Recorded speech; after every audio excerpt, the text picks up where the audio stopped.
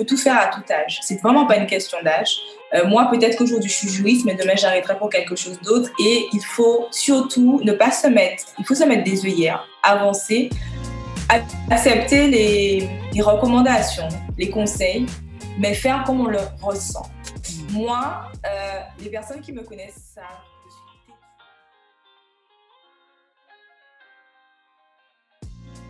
Bienvenue dans Succès Made in Femme, le podcast où vous découvrirez le parcours de femmes entrepreneurs talentueuses et audacieuses, les challenges qu'elles ont pu rencontrer et leur définition du succès. Si vous êtes prête à découvrir leurs secrets pour atteindre le succès, leurs stratégies pour allier carrière professionnelle et vie personnelle, mettez-vous à l'aise. Et écoutez Succès Made in Femme, je suis Claudia Ravo et nous allons commencer.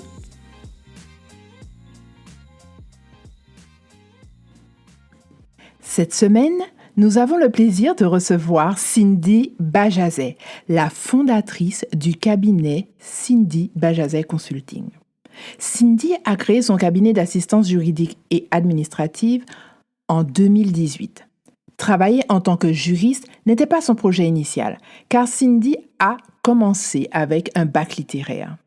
Mais après son BTS en tant qu'assistante de gestion PME-PMI, son arrivée au sein d'un cabinet juridique a transformé son expérience.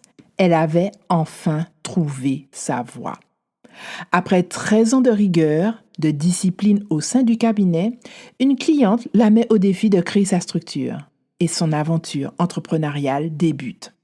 Dans cet épisode, vous découvrirez la transition mentale que Cindy a dû effectuer de salarié à entrepreneur, comment Cindy fait face aux doutes, sa vision du succès et les conseils qu'elle partage pour celles qui désirent créer leur cabinet de consulting.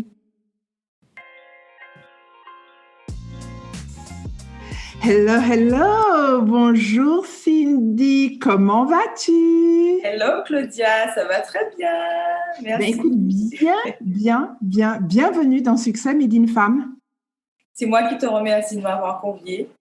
Écoute, ça fait un moment que je te vois sur les réseaux sociaux, super dynamique. En plus, je sais les contraintes, je connais les contraintes du domaine juridique. Je me dis, attends, elle est dans le domaine juridique et en plus, elle a le temps. Voilà, d'être sur les réseaux sociaux, de donner du contenu en plus, voilà, avec des astuces bien spécifiques. J'ai dit non. La fille, elle connaît, elle a son expertise, elle maîtrise. C'est gentil, merci beaucoup. J'essaie d'être carrée, voilà.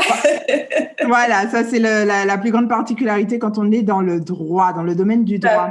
Alors, tu es la fondatrice du cabinet d'assistance juridique et administrative Cindy Bajazet Consulting.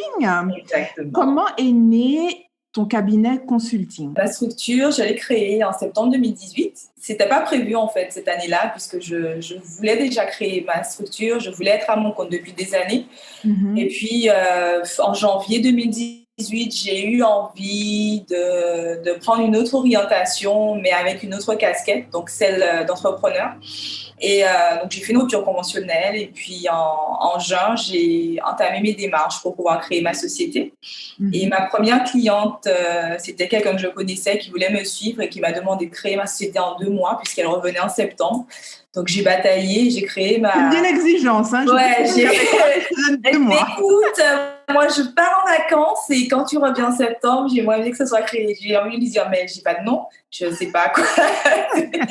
donc, ça s'est fait comme ça, franchement. Et j'ai suivi la vague, en fait. Donc, j'ai créé ma structure et puis en septembre, j'ai ouvert Cindy Bajazet Consulting. Donc, comme tu as dit, un cabinet d'assistance juridique administrative. Donc, j'ai 3 casquettes. Je suis juriste, formaliste et assistante juridique indépendante également. Voilà. D'accord. Alors, justement, tu as dit que tu as eu une rupture conventionnelle.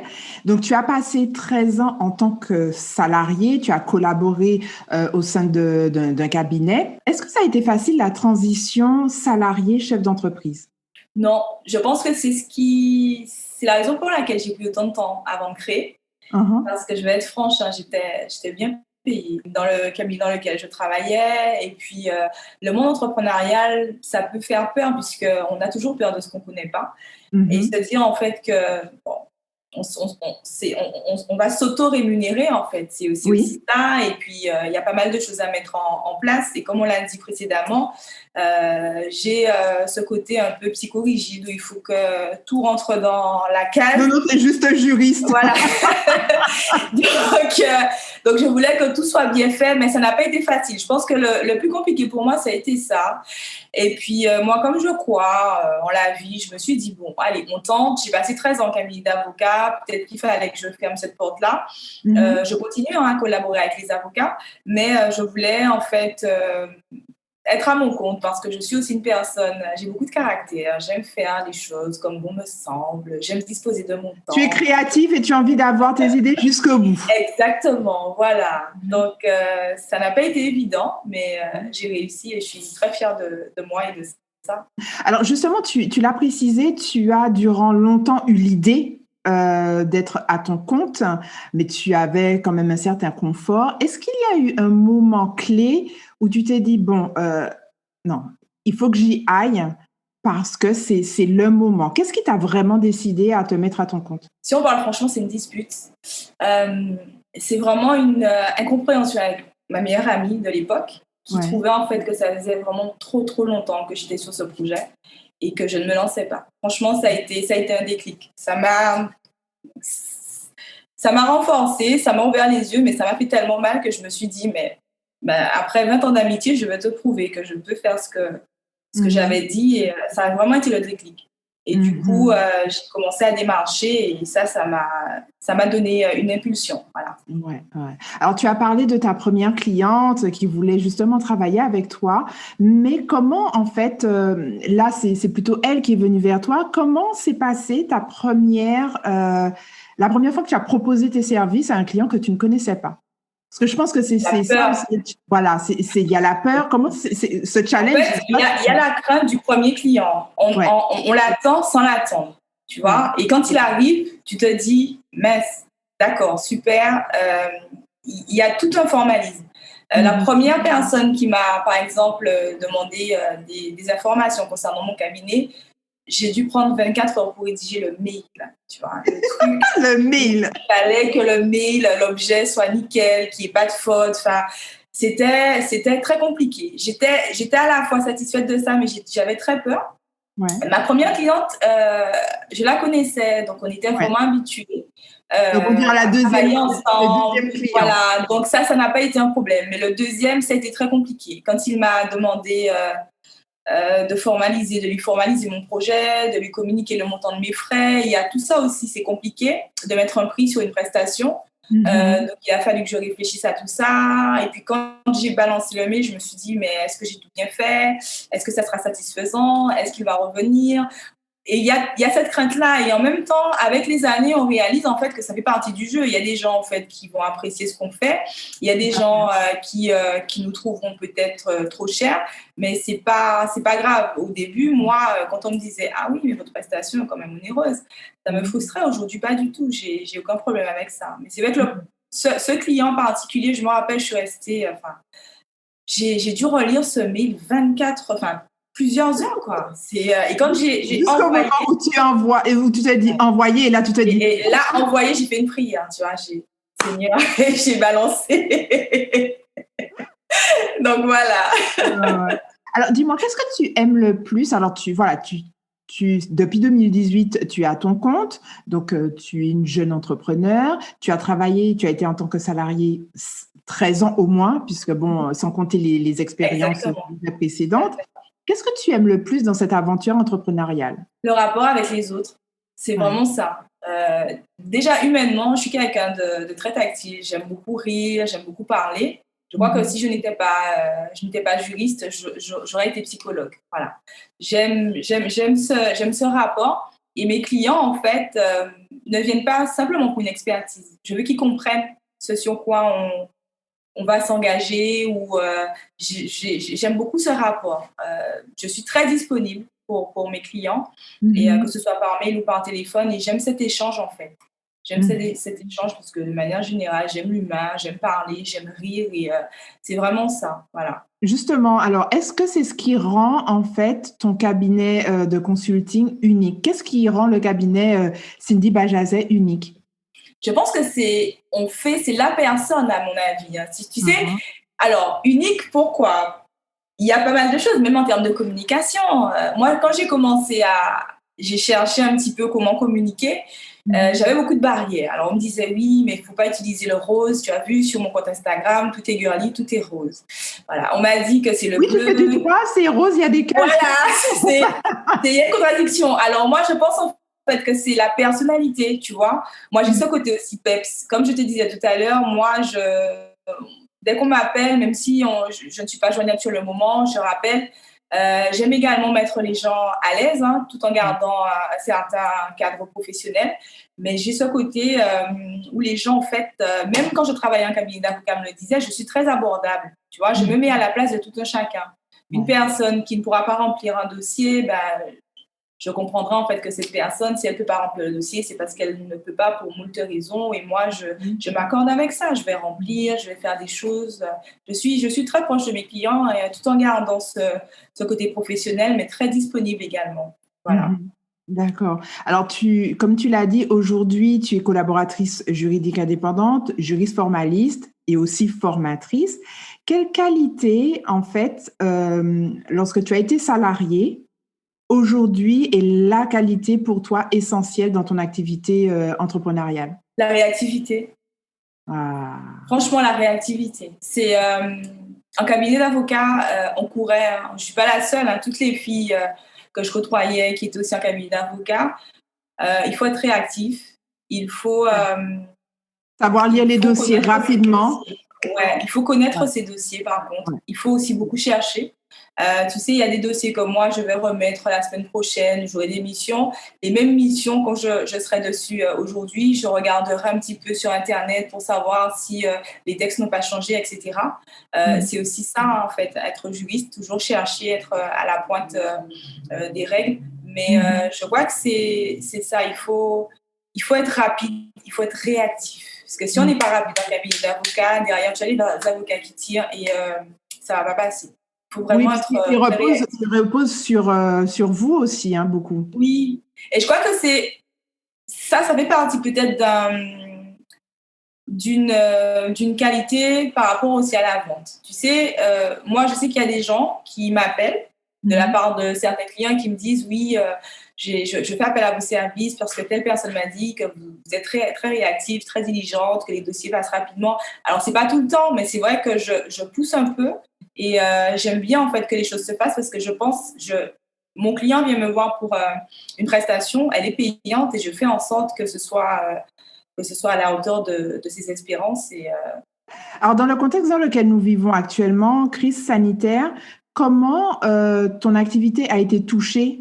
Comment toi, ton activité a fait face à la crise sanitaire et comment tu as fait face aux doutes? Parce que je pense que ça a créé énormément de doutes chez les entrepreneurs, comment continuer leur activité.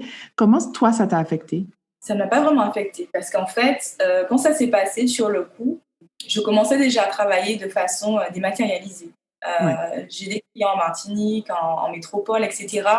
Et je travaillais déjà par visioconférence. J'ai beaucoup de clients que je n'ai jamais vus, très sincèrement. Et je crois que ça a été plus compliqué pour moi de mettre ça en phase ici parce qu'on a ce côté où on souhaite absolument voir l'interlocuteur, etc.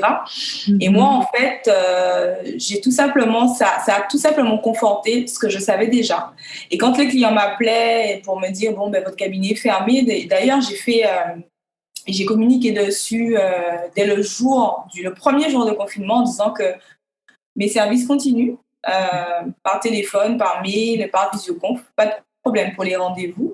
Ça sera à distance, mais je vais continuer à travailler sur mes dossiers. Donc, je n'ai pas véritablement été affectée, très sincèrement. Hein. Et du coup, j'ai même eu un pic d'activité à une période, d'ailleurs au mois de mars. Au mois de mars, j'ai eu ce pic d'activité parce que je pense que comme les gens se sont retrouvés chez eux, ils ont eu le temps de penser. De relire les dossiers, de se dire, j'ai vraiment voilà, dont j'ai besoin. Conditions générales de vente, contrat de prestation de service, ça faisait longtemps, mais on va faire appel à elle, etc. Tu pensais. Voilà. Donc voilà, et puis tu sais, en parlant de doute, le doute c'est normal, ça fait partie des choses de la vie, qui n'a jamais douté. Moi, à un moment, ce qui m'a vraiment embêtée, je me suis demandé comment on fera pour sortir de cette crise, parce que j'ai quand même beaucoup de personnes qui sont comme moi chef d'entreprise, mon frère est chef d'entreprise. Ça a été très, très compliqué pour lui et ça l'est encore aujourd'hui. Il a beaucoup de doutes quant à sa société. Hein, il ne sait pas si ça va. Voilà, exactement. Ouais. Et du coup, moi, ça me faisait beaucoup de mal de voir d'autres personnes qui étaient en fait complètement démunies par une situation qu'on ne contrôlait pas en fait. Mm-hmm. Et après, en fait, c'est aussi une question de caractère. Moi, je sais que ça peut m'arriver de douter. Beaucoup, mais je repars aussi très souvent. Et l'important, en fait, c'est de repartir. À partir du moment où on se dit, les choses se font, on se donne les moyens.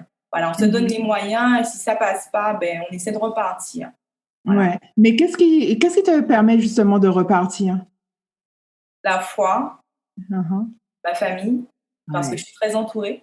Ouais. Je suis quelqu'un qui, dans ma famille, j'ai la réputation d'exploser, tu vois, comme ça. Et puis après, on m'écoute, on me dit voilà, elle a encore pété un câble, elle dit vas-y, vide ton sac. Et je suis la dernière d'une fratrie de toi, donc j'ai 2 frères. Et souvent, ah, la seule fille. Voilà. Allez, assieds-toi, on va te parler. Et en fait, vraiment, j'ai la foi. Je suis quelqu'un, je rigole souvent, je souris souvent, on me fait souvent la remarque, mais je suis comme toute personne normalement constituée. La vie n'est pas linéaire, j'ai aussi mes épreuves.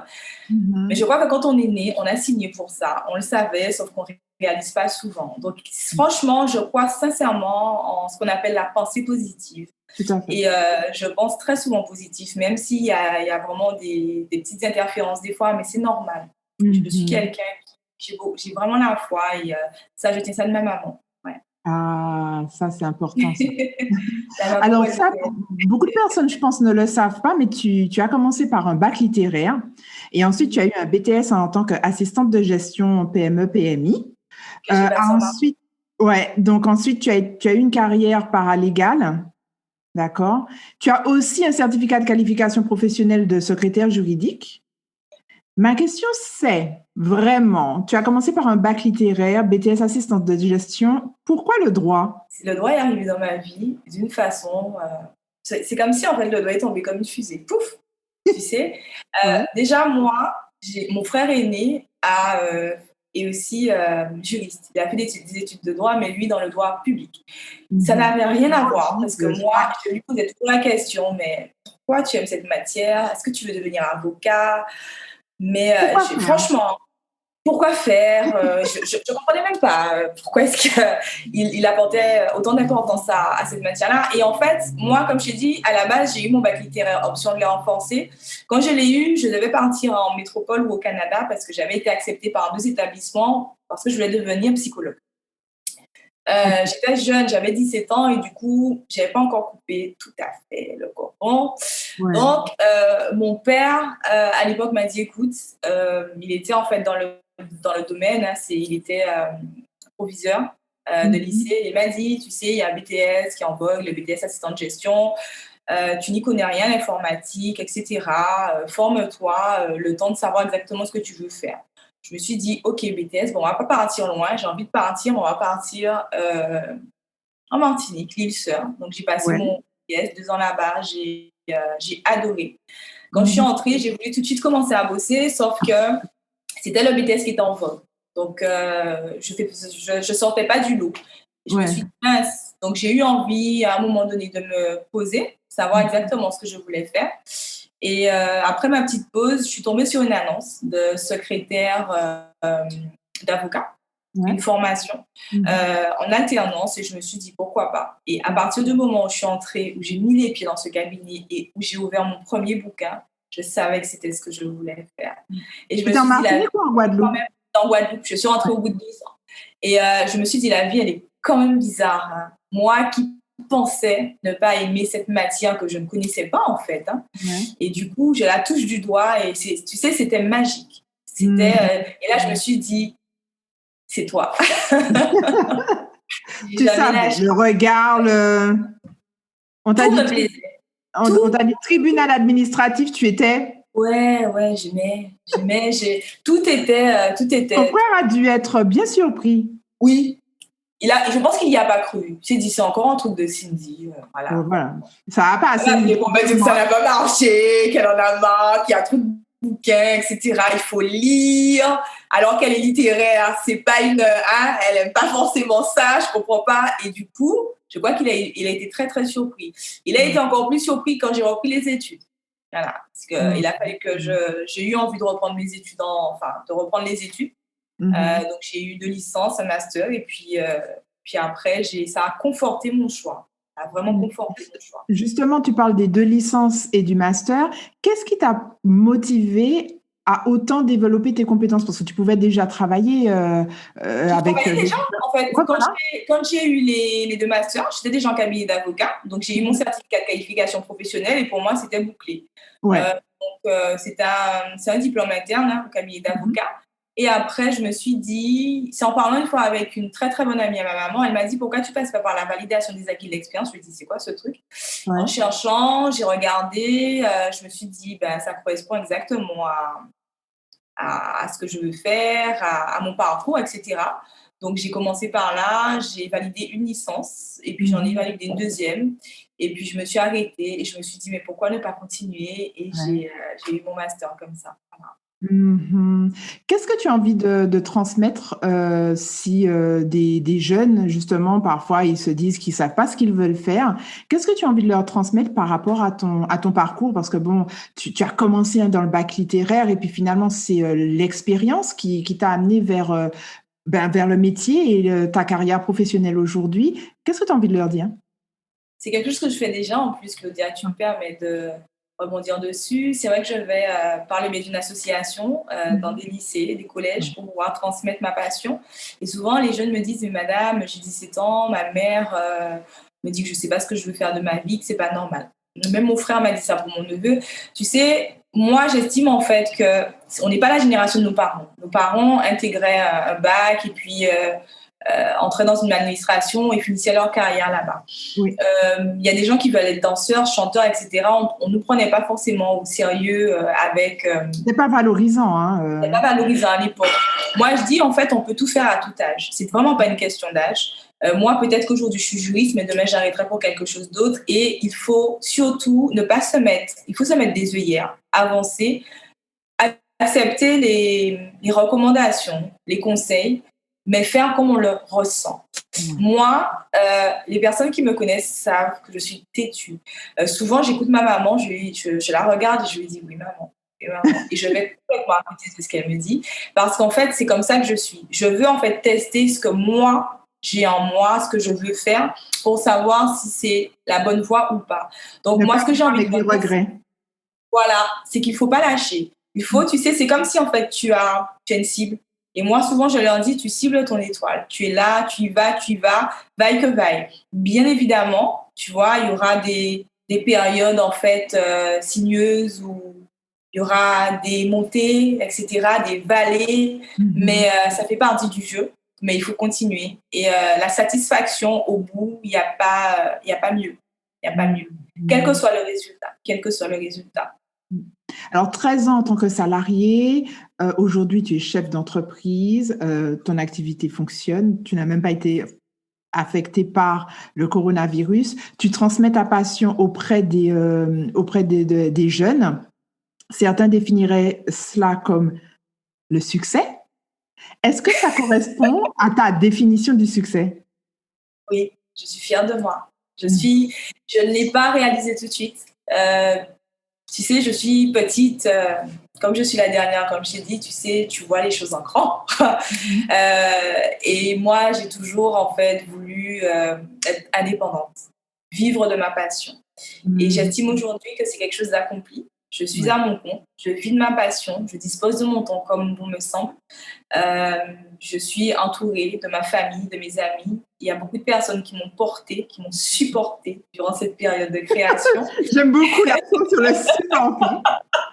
Mais je le qualifierais de succès. Ouais. Pour moi, c'est un véritable succès. Et il faut franchement savoir, en fait, dire merci à la vie et être fier de ce qu'on fait, même si c'est quelque chose qui nous paraît minime. Mais c'est toujours... Combien de temps ça t'a pris pour comprendre, en fait, que tu avais du succès au sein de ton activité?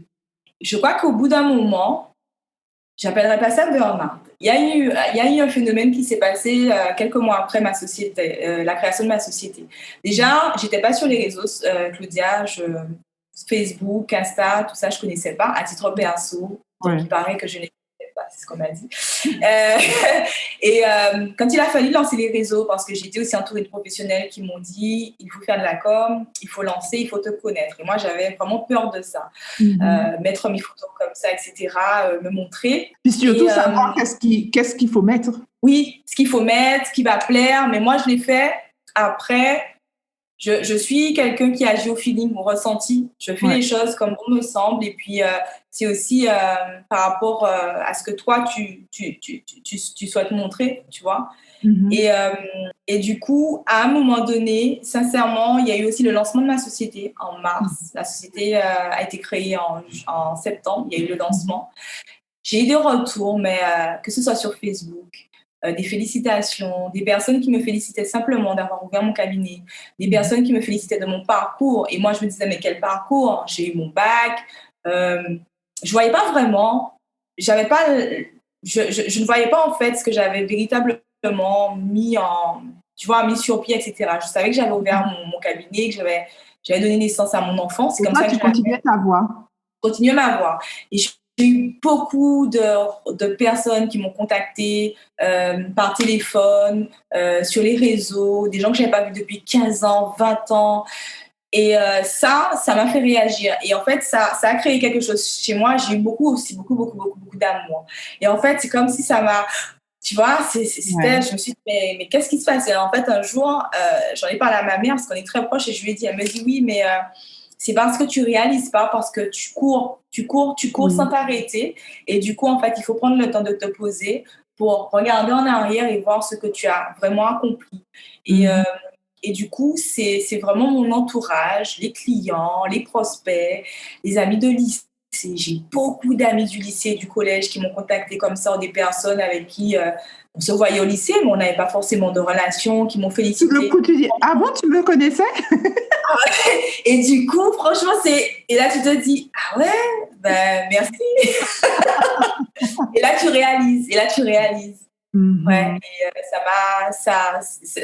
c'est quelque chose que je n'oublierai jamais, que je n'oublie pas d'ailleurs. Ça me porte et de toutes les manières, ça se construit et la société, elle vit. Donc, il faut continuer à la nourrir, à faire ce qu'il faut. Un cycle vertueux. Exactement. Alors, pour toi, quelles sont les raisons du succès de ton cabinet? Le professionnalisme. Je crois, et je crois te l'avoir dit, je suis rigide, voire limite chieuse. Je relance... Tu résumes ça en juriste. Non, mais c'est vrai, je relance mes clients sur les pièces, j'appelle mes clients. Je peux déchirer un devis parce qu'il n'y a pas un S. C'est un truc de fou. Enfin, franchement, hein. Ça, je sais ça de mon papa. Mon papa était, parce qu'il n'est plus, c'était une personne, franchement, qui était vraiment... C'était un bout limite du boulot. Et je me rappelle qu'il était aussi prof de maths. Et quand je faisais les exercices et qu'il y avait quelque chose qui n'était pas... Prof de maths. Oh là là. Et là, tu te dis... Et avec du recul, je dis, ouais, quand même... T'avais raison. Et j'essaie en fait d'être hyper professionnelle, mais pas forcément avec mes clients, simplement même avec les administrations avec lesquelles je travaille, toutes les personnes avec lesquelles je serai en relation. J'essaie d'avoir vraiment ce côté professionnel. Je reçois un mail, dans ma tête, je me dis, bon, si je réponds pas aujourd'hui, au moins, il faut que je réponde demain ou dans les 48 heures maxi. Alors, mes mails, c'est 48 heures maxi, franchement. Là, c'est une amie qui arrive aujourd'hui à me dire, mais arrête de travailler. Dès que tu vois un mail arriver, d'y répondre, quoi. Ça n'a pas de... Donc, aujourd'hui, j'essaie de faire les choses par étapes, mais je crois que il y a ce côté professionnel, ouais. Alors, J'essaie de mettre en avant. ouais. Alors, tu as beaucoup parlé de tes parents. En prenant du recul justement sur ton parcours, puisque ta maman t'a dit de prendre du recul, de prendre de la hauteur, hein, quel est le moment ou quelle est la personne dont tu es la plus reconnaissante dans ton parcours entrepreneurial? Ils sont nombreux, hein. Il y a ma mère que je considère vraiment comme mon modèle. Ma maman, c'est mon modèle. Mon papa aussi. Et mes 2 frères.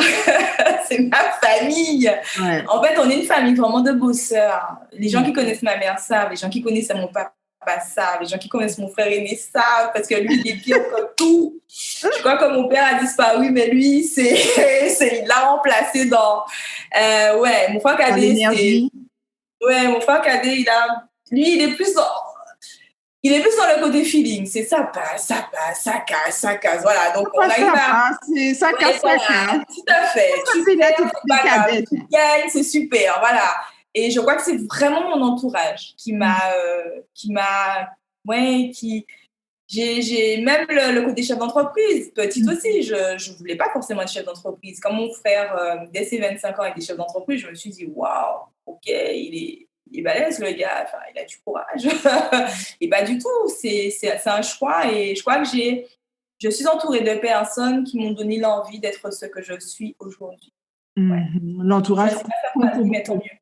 Ouais. Alors, avec tous les événements justement qu'il y a eu au courant de l'année 2020, quels sont les objectifs du cabinet Cindy Bajazet Consulting pour l'année 2021? Ouais. J'aimerais vraiment agrandir la famille parce que je commence à avoir beaucoup de boulot. J'aimerais également ouvrir un site internet parce que c'est quelque chose que je voulais faire depuis 2 ans, mais je n'ai pas encore eu le temps.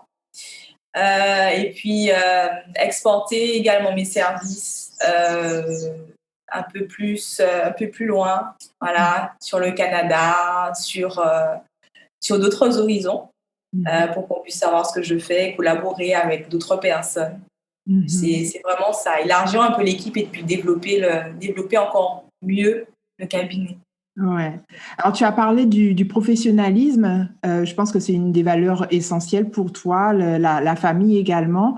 Quelles sont les autres valeurs que tes parents t'ont transmises et qui, pour toi, ont été essentielles dans ton parcours vers le succès? Le respect. Le respect de l'autre, la bienveillance. Ah, ça. Tu sais, c'est souvent, je le dis, même dans mes conversations avec des amis ou avec des proches, on peut ne pas être d'accord sur un sujet, mais il faut qu'on se parle avec respect. J'ai horreur d'une personne qui me manque de respect. Ça me donne des frissons, tu vois. Et moi, je respecte tout un chacun. Moi, je crois que c'est vraiment ça, le respect. L'amour de l'autre, la bienveillance. Et surtout, la bienveillance aujourd'hui, dans le contexte virtuel dans lequel nous sommes. Et la reconnaissance, comme je dis. Savoir dire merci, c'est important. Voilà. Oui. Parfois, c'est aussi simple que ça. Hein. Merci, excuse-moi, je me suis trompée. Enfin, juste, tu envoies un message et tu dis « Bonjour ». Tout à fait. Non, mais c'est vrai. Dernièrement, je disais à un ami, il m'a demandé quelque chose et puis je lui dis « C'est bien ça ?» Il me fait « Ouais, c'est ça ». Je lui ai dit « En fait, non, c'était « Oui, c'est ça, merci ». Et il me dit « Mais t'es chiante ». Je lui ai dit « Non, mais ça s'appelle l'éducation ». Il me dit « Non, t'es chiante ». Différents points de vue. Exactement. Alors, tu donnes des conseils aux jeunes qui sont encore au lycée, mais quel conseil donnerais-tu à quelqu'un aujourd'hui qui souhaite commencer une activité de conseil juridique dans ce contexte de la crise sanitaire? Quels sont les 3 conseils que tu leur donnerais? Se former, s'informer. De manière générale, pour les entreprises, pour un entrepreneur qui souhaite ouvrir, formez-vous, informez-vous. Il y a bien trop de personnes qui viennent me voir et qui me disent « Je souhaite créer ça, mais je ne sais pas du tout ce que c'est. » Je crois qu'il faut au minimum se former parce qu'on va baigner dans un univers qu'on ne connaît pas. D'accord? Et savoir si notre projet et viable aussi.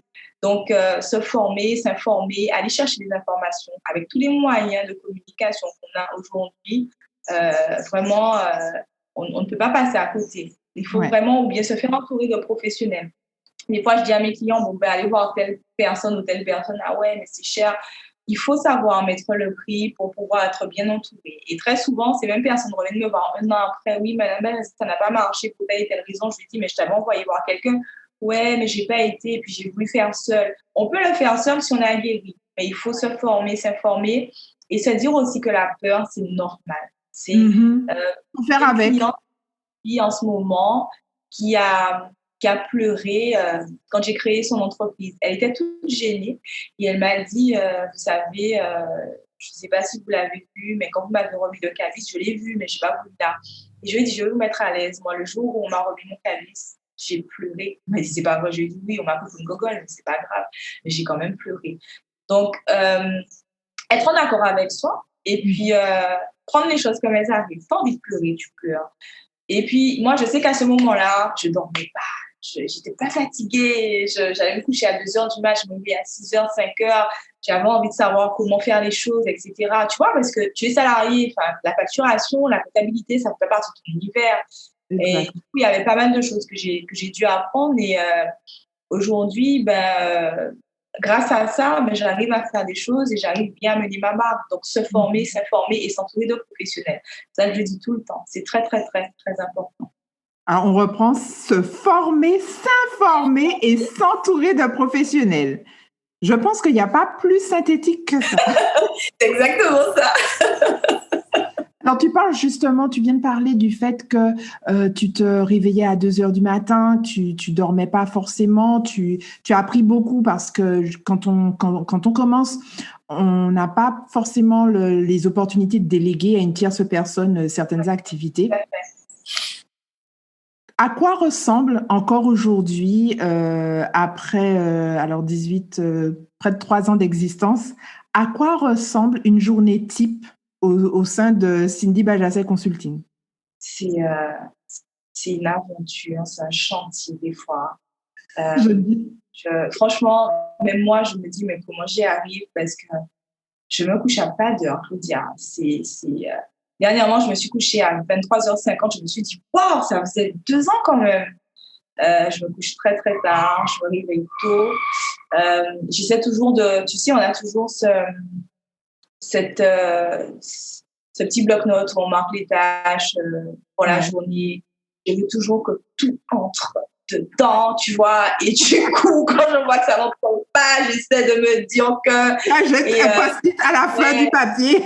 Ouais, tu vas entrer, c'était le 24, pas le 25, il faut que tu y ailles et tout. Non, je fais beaucoup de choses, je cours énormément. J'essaie aussi d'être très disponible pour mon entourage parce que je sais qu'au début, la première année, ça a été compliqué. J'étais vraiment absente, pas forcément physiquement, mais psychologiquement. Je n'étais pas dans le même monde. Et du coup, je sais qu'aujourd'hui, ça va très vite. Donc, je profite, que ce soit de ma carrière, de ce que j'aime, de mes proches. Mais ma journée, c'est une journée marathon, quoi. Le matin, je peux être dans ma voiture. L'après-midi, je peux être avec un client. Ça arrive aussi que mes clients soient des salariés et ne puissent pas s'accorder avec mes horaires. Donc, ça peut m'arriver de fixer des rendez-vous à 18h, 19h. On peut m'appeler et me dire, alors, comment s'est passée ta journée? Il est 20h30. Non, elle n'est pas finie. Tu veux qu'on se rappelle après? Donc, j'essaie de profiter du week-end, même si je travaille le week-end. Mais généralement, du lundi au vendredi, c'est le marathon. Ouais. Et comment tu prends soin de toi? Comment je prends soin de moi? J'adore le sourire. Non, vous pouvez répéter la question? Non, mais c'est vrai, comment je prends soin de moi? Alors, tu parles du physique, tu parles de quoi? De manière générale? Parce que justement, je pense que c'est un aspect dont on n'aborde pas suffisamment quand on parle d'entrepreneuriat. C'est-à-dire qu'on se donne tellement, on veut tellement bien faire et on vit de sa passion que parfois, malgré nous, on peut se négliger. Mais à force de se négliger, lundi, mardi, mercredi, jeudi, vendredi, samedi, dimanche, première semaine, deuxième semaine, et puis 54 semaines, au bout d'un an, on arrive sur les rotules. Mais il faut savoir maintenant aménager son temps pour récupérer, pour se ressourcer. Donc, justement, comment tu fais pour te ressourcer physiquement, te ressourcer émotionnellement, spirituellement? Comment tu fais? Alors, j'écoute beaucoup de la musique. J'aime ça. Alors, je le fais pas quand je travaille parce que, par contre, je fais pas partie de ces personnes qui ont le fond musical quand ils travaillent. Moi, j'ai ça. Mais je me ressource beaucoup dans la musique. Je trouve que c'est un échappatoire. Et je crois aussi que j'ai ce petit monde où je suis toute seule et je fais le bilan de tout ce qui s'est passé dans la journée, de tout ce qui a pu se passer en 2020. J'essaie de comprendre. Physiquement, je ne sais pas. Je crois que j'ai toujours été une personne qui aimait prendre soin d'elle depuis que j'étais petite. Et ça aussi, c'est toujours ma maman qui est très apprêtée. Quand on allait à l'école le lundi matin, il fallait toujours être tiré aux 4 épingles, etc. Ouais, franchement, c'était... Et encore à mon âge, la dame va me voir sortir, elle me dit, mais qu'est-ce qui arrive? Encore hier, d'accord, j'ai compris. Donc, moi, je pense que ça, c'est une éducation physiquement, psychologiquement, comme je t'ai dit. C'est aussi par rapport aussi à ce que j'ai pu vivre dans ma vie, où je me dis qu'il y a des choses, en fait, qu'il faut savoir mettre de côté, qui n'ont peut-être pas forcément d'importance, en tout cas à mon sens, et je priorise autre chose.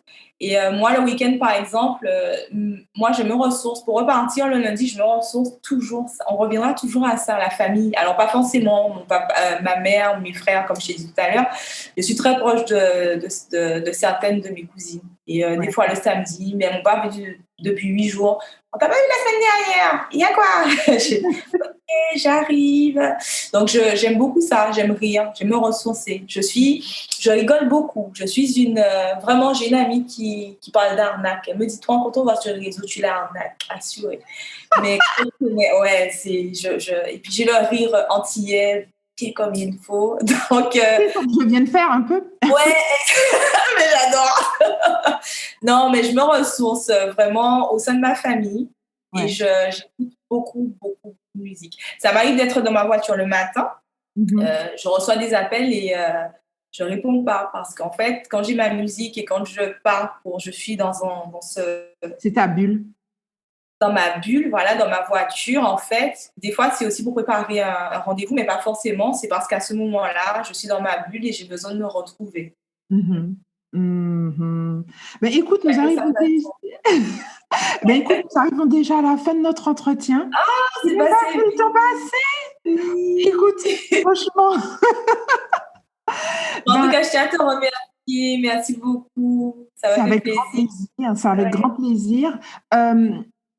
Maintenant, on va passer justement à des petites questions flash. Flash, ouais, tu vois. Ouais. Flash, comme tu aimes. Oui. Avec quelle femme aimerais-tu passer une journée et pourquoi? Avec quelle femme j'aimerais? Michelle Obama. Alors, Michelle Obama, c'est très particulier parce que nous sommes toutes les deux Capricornes et pareil que les Capricornes ont un fort caractère. J'ai toujours en fait ouais, c'est vrai. J'ai toujours laissé chez cette femme une forme de poigne. Ouais, j'aimerais en fait discuter avec elle, savoir ce qu'elle a vécu, ce qu'elle a enduré, son parcours. Même si on le lit, on peut le savoir, mais j'aimerais vraiment avoir cet échange avec elle, même sur des doutes, sur mes doutes. Savoir ce qu'elle penserait de... Le livre, alors moi je l'ai en audiobook. C'est vrai? Ouais. En fait, ça donne parce que c'est elle qui lit le livre. Ça donne une autre dimension. C'est-à-dire qu'on a l'impression d'être avec elle et tu fais... Oui, tout à fait, c'est vrai. Non, c'est vrai, je l'ai aussi et j'ai effectivement eu cette impression-là. Mais c'est une personne que j'apprécie beaucoup. Et je trouve qu'elle a... Ça se voit peut-être pas, ou je sais pas, mais elle a un fort caractère, ça se ressent. Oui. On sent qu'elle se laisse pas faire. Hein. Je me reconnais un petit peu.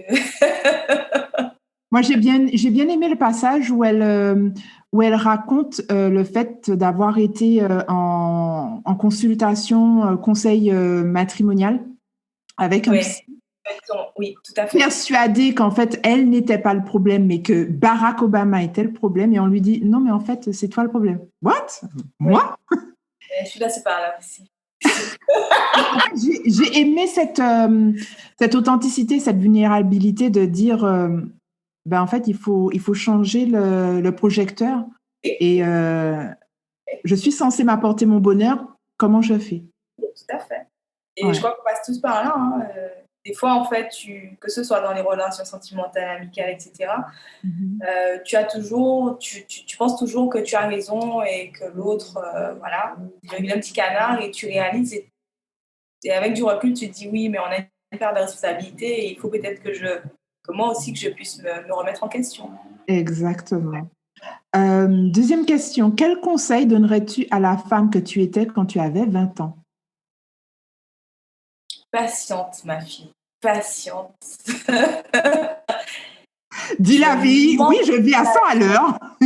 Non, patiente. Sois patiente. Les choses arriveront quand elles devront arriver. Ne va pas trop vite.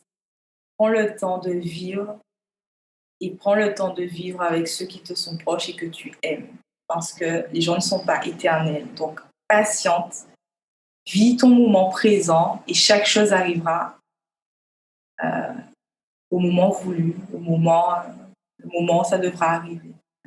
Je ne suis pas patiente, je suis devenue patiente, mais à 20 ans, tout de suite. Hein.